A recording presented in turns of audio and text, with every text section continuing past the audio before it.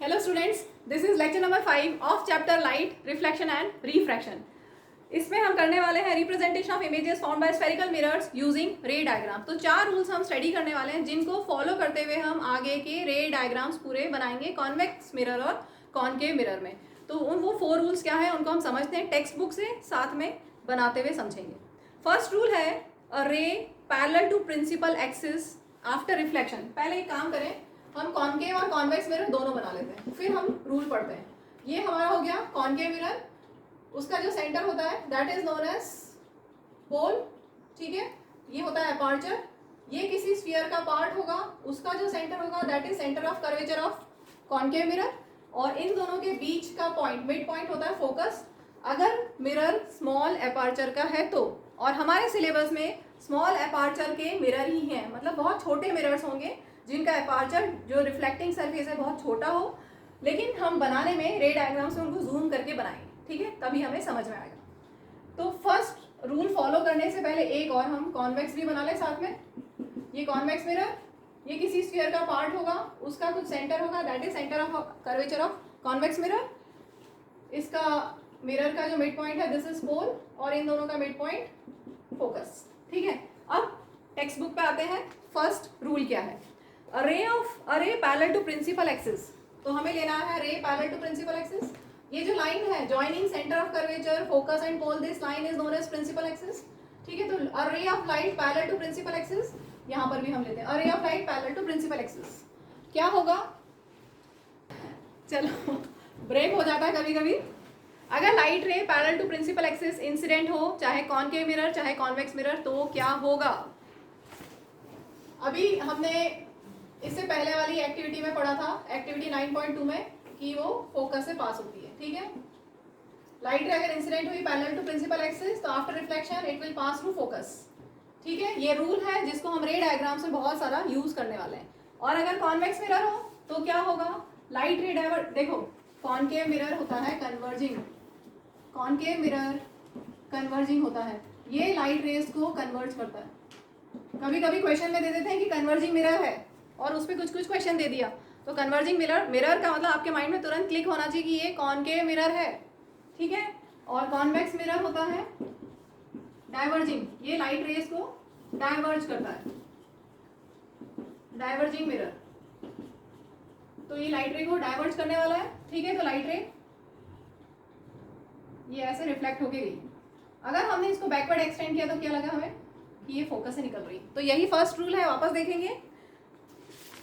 A ray parallel to principal axis after reflection will pass through principal focus in case of concave mirror, और appear to diverge from principal focus, ठीक है। Diverge होती हुई दिखाई दे रही है, कहाँ से, अपीयर हो रही है from principal focus, appear to diverge, दिख रहा है ना, appear to diverge from principal focus. Actual में फोकस से डाइवर्ज नहीं हुई, लेकिन हमें दिख रहा, हमें लग रहा ऐसा कि वो फोकस से डाइवर्ज हुई है। क्लियर, ये डाइवर्जिंग है। Clear first rule. चलो अभी नेक्स्ट रूल लेते हैं। अब हम नेक्स्ट रूल के लिए भी हम कॉनकेव और कॉन्वेक्स मिरर बना लेते हैं। ये concave mirror, pole focus centre of curvature, convex mirror pole focus और सेंटर ऑफ कर्वेचर। रूल क्या है, a ray passing through principal focus of a concave mirror, a ray passing through principal focus. अगर कोई light रे principal focus से पास हो, अगर कोई लाइट रे प्रिंसिपल फोकस से पास हो, या यहाँ पर हम लें कि प्रिंसिपल फोकस की तरफ जा रही है, ठीक है, तो क्या होगा, after reflection parallel to principal axis निकल जाएगी, after reflection parallel to principal axis निकल जाएगी, ठीक है। ये रूल जस्ट उसका कन्वर्स, जो पहले वाला रूल था उसका कन्वर्स है। क्या दिया है, ray passing through principal focus, a ray passing through principal focus of a concave mirror, और a ray which is directed towards the principal focus of convex mirror. क्या हुआ, after reflection will emerge, after reflection will emerge parallel to principal axis. Clear, second rule. चलिए third rule देखते हैं। दो mirror बना ले हम, concave convex, principal axis, this is pole focus centre of curvature, यहाँ पर पोल फोकस और centre of curvature. Third rule क्या है, अगर लाइट रे कोई लाइट रे सेंटर ऑफ कर्वेचर से पास होती है, आप स्केल और पेंसिल से बनाइएगा, मेरा थोड़ा टेढ़ा मेढ़ा है शायद, स्केल पेंसिल से बनाइएगा। अगर लाइट रे सेंटर ऑफ कर्वेचर से पास होती है और यहाँ पर अपीयर होती है कि वो सेंटर ऑफ कर्वेचर से पास होगी, ऐसा अपीयर होता है, तो क्या होगा? आफ्टर रिफ्लेक्शन क्या होगा? आफ्टर रिफ्लेक्शन ये it will retrace its path, अपने आप it will retrace its path, उसी पाथ से, जिस पाथ से आई है उसी पाथ से वापस चली जाएगी। यहाँ पर भी ऐसे आई है, सेंटर ऑफ कर्वेचर की तरफ डायरेक्टेड है और यहाँ से रिफ्लेक्शन होकर वापस से उसी पाथ पे वापस चली जाएगी। टेक्स्ट बुक से देखते हैं, a ray passing through centre of curvature, a ray passing through centre of curvature of a concave mirror और directed in the direction of centre of curvature of a convex mirror, after reflection is reflected back along same path। अब ऐसा क्यों होता है? The light rays come back along the same path। इसको हम समझते हैं, कोई भी अगर एक आप सरफेस लो, स्फेरिकल सरफेस लो और ये उसका सेंटर, और लाइट रे अगर ऐसे जाती है तो क्या होता है? ये जो हमने बनाया सेंटर से अगर कोई लाइट रे पास हो रही है तो ये सरफेस के नॉर्मल है, वो ये लाइट रे सरफेस पे नॉर्मल पे है, मतलब परपेंडिकुलर टू द सरफेस है। अगर कोई लाइट रे सेंटर से पास हो रही है तो वो उस सरफेस पे, उस पॉइंट ऑफ इंसिडेंस पे अगर आप देखोगे सरफेस से तो ये 90 डिग्री बन रहा है, और जब भी 90 डिग्री बनता है किसी भी सरफेस पे तो लाइट रे वापस से चली जाती है। जैसे एक सिंपल सा एग्जांपल लेते हैं, प्लेन मिरर, प्लेन मिरर में अगर लाइट रे ऐसे इंसिडेंट होगी तो क्या होगा? अगर प्लेन मिरर में लाइट रे ऐसे इंसिडेंट हुई, वैसे हमने क्या पढ़ा है, प्लेन मिरर में लाइट रे ऐसे इंसिडेंट होती है, यही पढ़ा है ना हमने, बार बार यही पढ़ते हैं। ये नॉर्मल बनाया, this is incident ray, this is point of incidence, this is normal, तो लाइट रे क्या होता है? ऐसे रिफ्लेक्ट होती है, following angle of incidence equal to angle of reflection, law follow करती हुई निकल जाती है। यहाँ पर एंगल ऑफ इंसिडेंस ये है, अब इसमें बता सकते हैं एंगल ऑफ इंसिडेंस क्या होगा? क्या होगा angle of incidence? Angle of incidence is angle between incident ray and normal, तो यहाँ एंगल ऑफ इंसिडेंस जीरो। अगर एंगल ऑफ इंसिडेंस जीरो है तो एंगल ऑफ रिफ्लेक्शन भी जीरो होगा, इसका मतलब लाइट रे ऐसे निकल जाएगी, ये perpendicular, normal is perpendicular to the surface.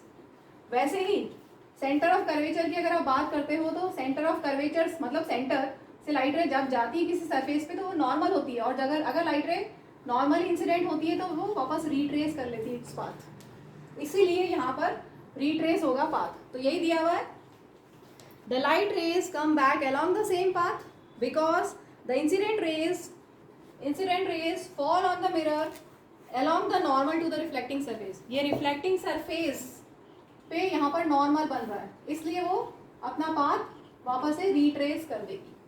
ठीक है, अब हम लेते हैं फोर्थ रूल, लास्ट रूल।